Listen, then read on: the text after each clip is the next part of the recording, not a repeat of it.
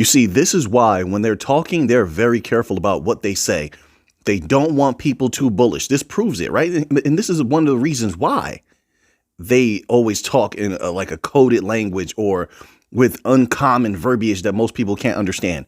This article is titled, "Traders aggressively bought XRP after market crash, sent prices under $2. Aggressively. Could you imagine, just imagine, if these companies were talking about what they really want to do with DLT technology, all the different ways that they want to utilize the different mechanisms of DLT technology, especially in the US, you're definitely going to have to think about XRP, XRPL, Ripple, they're major. And a few other companies you would have that would come to mind. Chainlink, Solana, Stellar, Algorand.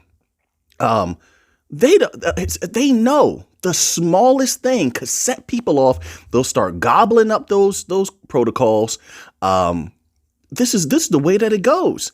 That crash to me wasn't that significant. I thought a lot of people had, from what I hear, have a hell of a lot, excuse my language, of XRP already, but they got more. It says here, data suggests traders in Korea played a big role in buying the XRP dip below $2. And I remember I said this information was going to be coming out and it was going to be interesting to see what was happening. Well, now we know. So let's put all this together. So we've already had expert companies come out saying that they were buying up all of these big timers, buying up a ton of Chainlink, right? One. Then before that, Solana. Now we're getting it confirmed that they're hot and hungry for XRP. That dip happens. It'll probably happen again. Why would it not? Right? As of now, what will lead us to believe that if a major catalyst occurs, these people aren't going to gobble up XRP. It's not just Korea. They're just one of the entities at the forefront, right? But let me continue on here. It says XRP price has maintained a position above $2 this week, thanks to traders bidding on the altcoin during the recent correction. Investors on the Korean exchange Upbit and Bybit took advantage of the crash, accumulating significantly as indicated by the rising CVD value. Remember, we covered in the past that Korea is one of the most bullish places on XRP. As a matter of fact, they had some articles come out last year declaring XRP as Korea's favorite cryptocurrency. Here's another thing about Korea that people are not discussing. And I have great relationships with people in South Korea.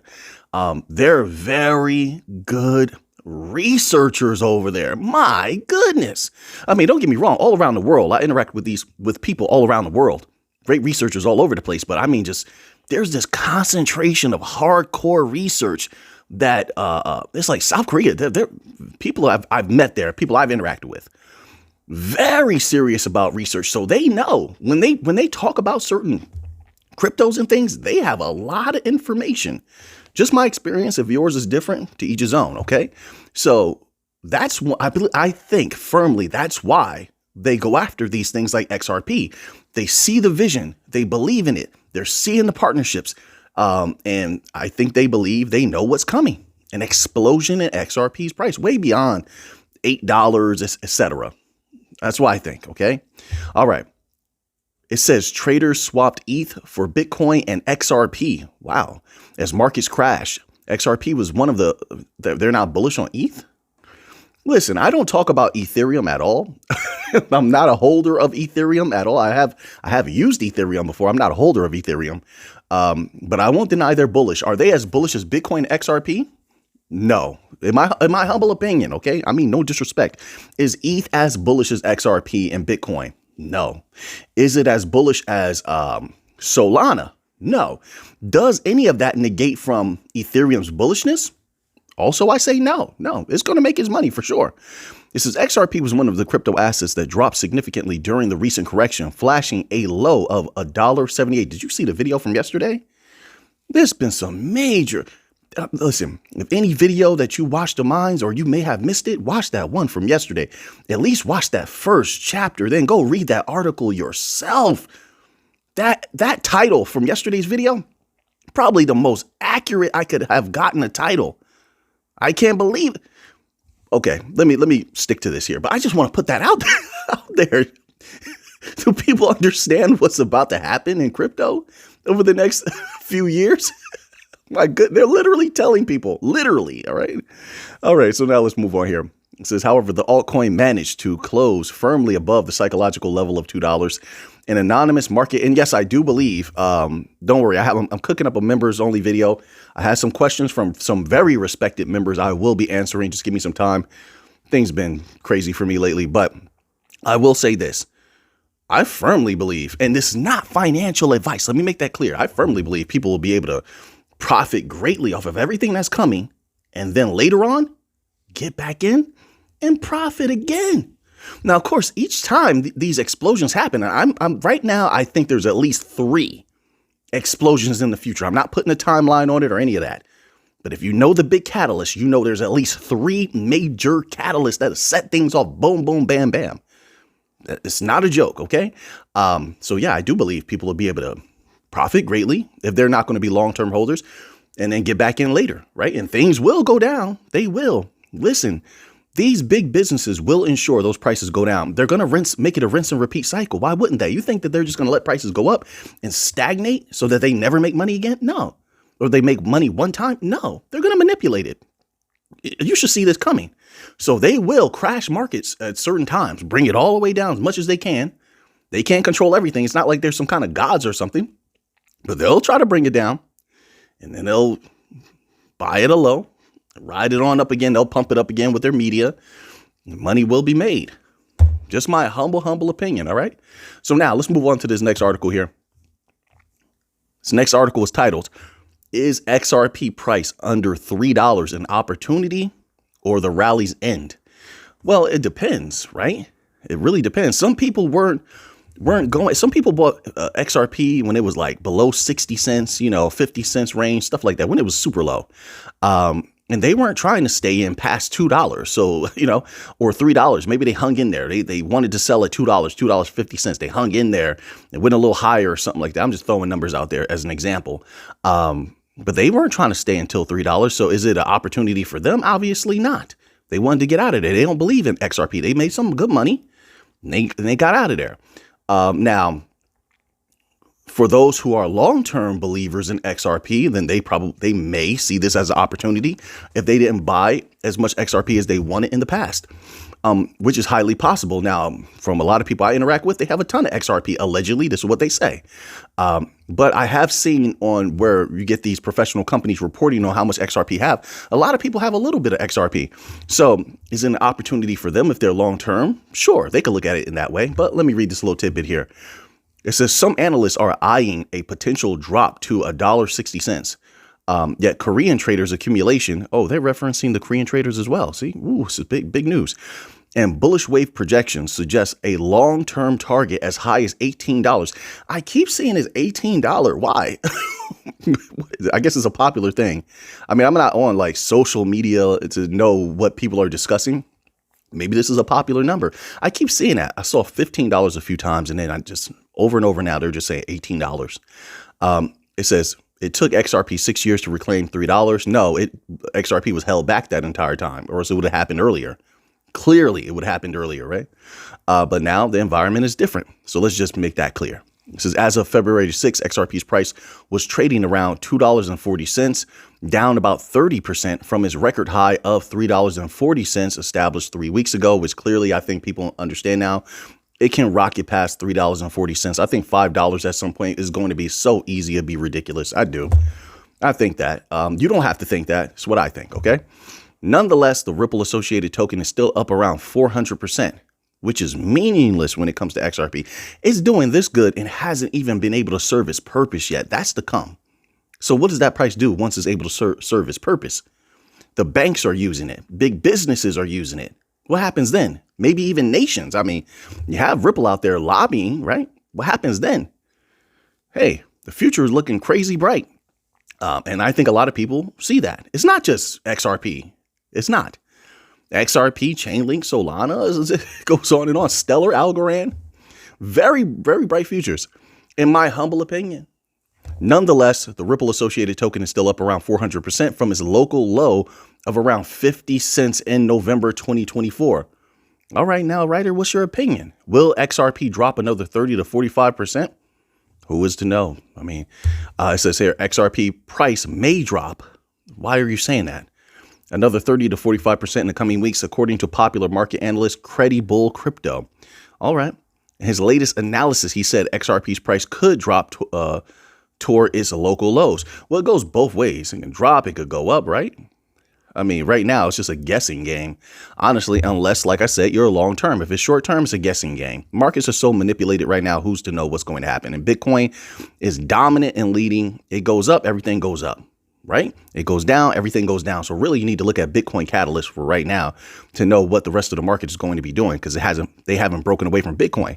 But if you're talking long term, that's a completely different game. Long term, XRP is insanely bullish long term. I will go out on a limb and listen. I love Bitcoin. Now I didn't I didn't love Bitcoin in the past. I didn't hate it either, but I love Bitcoin now. You know, it's making a little bit. It's doing a little bit, a lot of bit. But anyway, but I would say XRP is more bullish in my humble opinion than Bitcoin long term. Listen, folks, I'm not here to be in love with these things. I'm not, I joke around from time to time. I'm here to make money off these things. That's it. So I got to just call it how I see it. I think XRP is super bullish. But anyway, it says here, quote, strong bounce from sub $2 levels suggests demand, but bearish pressure persists. So that's how I look at it. But it also shows that the positivity around crypto is also enduring. Everybody's been saying it. All the experts been saying it. They show, you see the resilience, things go down, go back up. They go down, they go back up quickly. That's resilience. So resilience also persists. It just is it's a matter of which energy you side with. You side with the good, you're going to see more of the good. You side with the negative, no disrespect, then you're going to see the negative in things a little bit more. But right now there is a balance there. Tell me this is not strange. Why does this 18 number keep popping up? Didn't they just say $18 in the other article? Then another article the other day, maybe a day or two ago, said $18.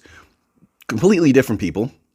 Now, this article here is literally titled XRP could rally 18% amid changes at the SEC and bullish on-chain metrics. What is up with this number 18? This is strange. And I've heard from some people over my lifetime. I've been around a little bit. You see, the gray hairs, I've been around a little bit. Somebody's like, what the hell did you just say, Mick? And some people over my lifetime have told me like, oh man, there's numbers and there's power in these numbers, and numbers are everywhere, and binary sequences found everywhere, and Fibonacci sequences. And then of course, listen, I don't know. I'm just saying that's just strange to me, but maybe it's a coincidence, right? If you believe in coincidence, I particularly don't. All right, let's get to the crypto, right? So XRP could rally 18% amidst changes at the SEC. Everything's going bullish. I have an article here about the CFTC now becoming a little bit more, I shouldn't say bullish, but positive towards crypto. But it says this.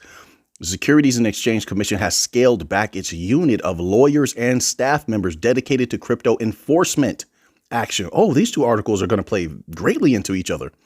Ripple's chief technology officer, Stuart Alderati, shared his optimism on the resolution of the SEC versus Ripple lawsuit. XRP wiped out nearly 25% of its value in the past 7 days, per TradingView data, and hovers above $2 on Thursday. XRP could rally for these reasons. New York Times report shows that a special unit of over 50 lawyers and staff members dedicated to crypto enforcement actions are being moved. The report states that this is the first of its kind of administrative change for pulling back on the regulation of digital assets and promoting the growth of crypto. Crypto's about to go insane. It is. I don't see any other way around this. While XRP suffers from the negative impact of the SEC appeal and other lawsuit developments, positive developments and regulation could pave way for recovery in XRP Ledger's native token. Stuart Alderati, CTO at Ripple, shared his enthusiasm. I don't know why I read it like that. My apologies. And commented on a meeting with SEC Crypto Task Force lead Commissioner Hester Pierce in a recent tweet on X. We've heard what Hester Pierce had to say recently. Listen. Once again, I don't know how many ways I could put it. Things are looking good. Really, really good. I want to skip to this next article here because it feeds right into that. Listen to this here. Listen to this here. And there's just taking these energies. This is positive energy in crypto right now. This article is titled CFTC Acting Chair Says the Agency is Ending Regulation by Enforcement. So we got the SEC article, and now the CFTC is building this positive energy. It says this: the commission will divide its enforcement responsibilities into two task forces, focused mainly on, quote, complex fraud, unquote, and retail fraud. It says Caroline Pham. I knew that. Well, let me hear what they have to say about her first. It says acting chair of the U.S. Commodity Futures and Trading Commission announced that the agency would be winding down its practice of regulation by enforcement.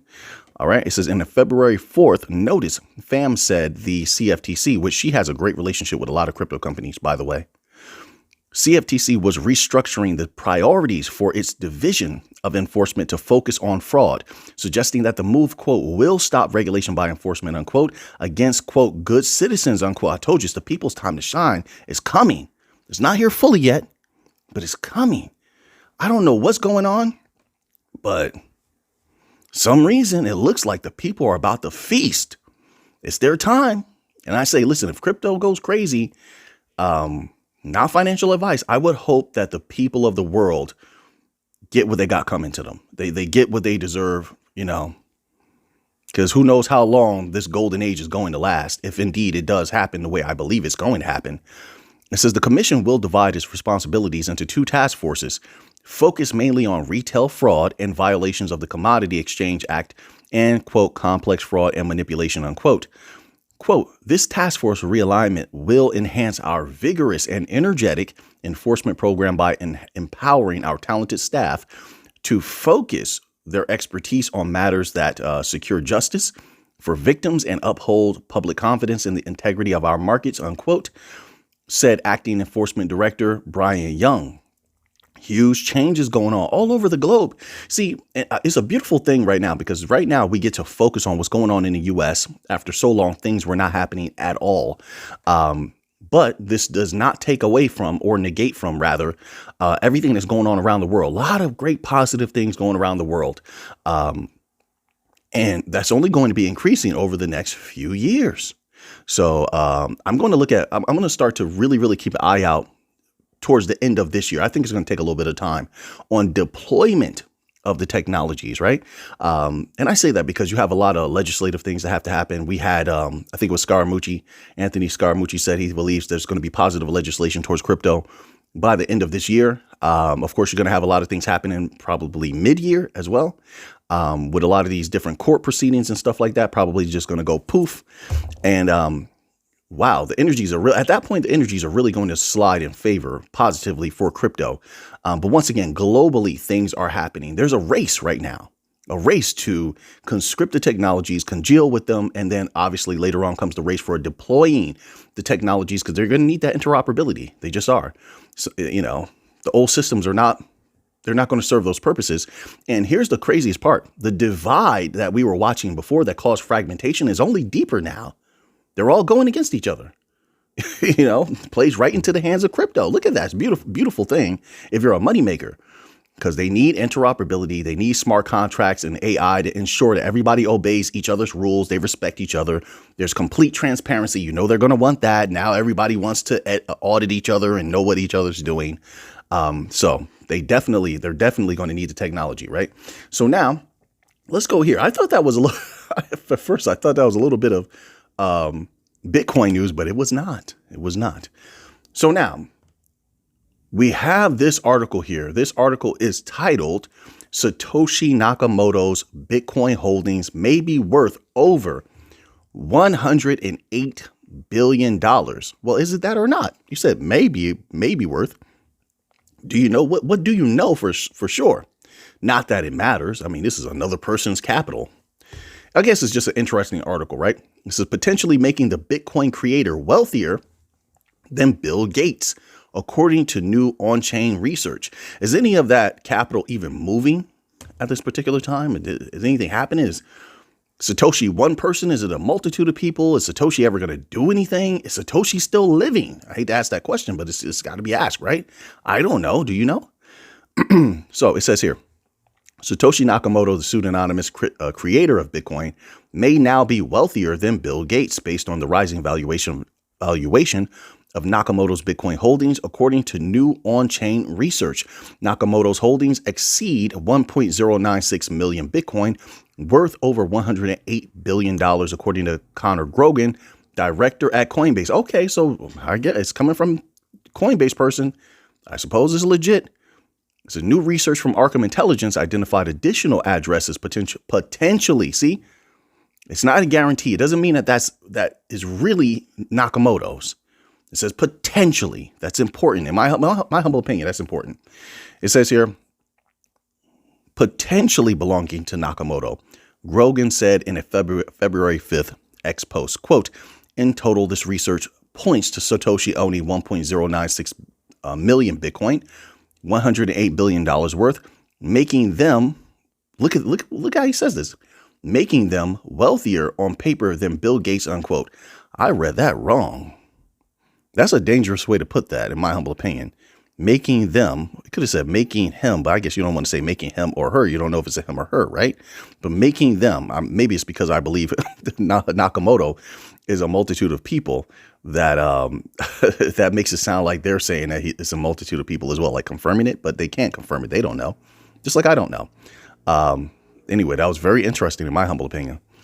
So now let's move on here. We're going to close out this little bit of Bitcoin news right here. Okay. So now this article is titled Bitcoin Treasury Adoption Grows in Latin America, Mirroring the U.S. Strategic Bitcoin Reserve Plan. It says large corporations in Argentina and Brazil are embracing Bitcoin by establishing Bitcoin-based treasuries, Cointelegraph explains. While discussions about incorporating cryptocurrency into corporate reserves are slowly gaining traction in the United States, some of Latin America's largest corporations are already jumping on the Bitcoin bandwagon. It's not a bandwagon. Latin America, I told people this, Latin America, they're different. They tend to, a lot of their leaders down there tend to be very bold, whether you agree with what they do or not. They're very bold and they tend to act first. They want to be out there first. They see this as a time for them to rise and gain some prestige and power. They're going to take the chance first, right? The United States is just not that way. Don't get me wrong. When the United States leaps out there, they like to take the lead and be the most advanced, but they don't always act first, right? Typically, they don't. You see the same thing happening like in China. Everyone's trying to become the crypto hub or become the first to do this and that with Bitcoin or crypto overall, DLT. Latin America is no different. And they have a lot of great relationships with the bank coin companies for sure. Algorand's been down there for a long time, especially via Koi Banks, KOI banks, right? They've been operating down there for a long time. Stellar's been down there as well. Ripple's been down there. Quant has, is it LAC chain down there? Quant is in Latin America. So they're familiar with the technologies. They're ready to go. They've prepared themselves.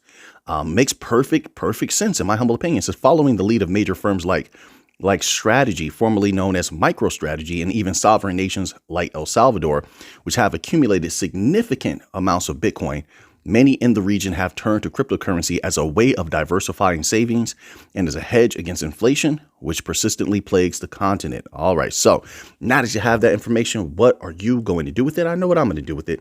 So until next time, everybody, let's get to the money.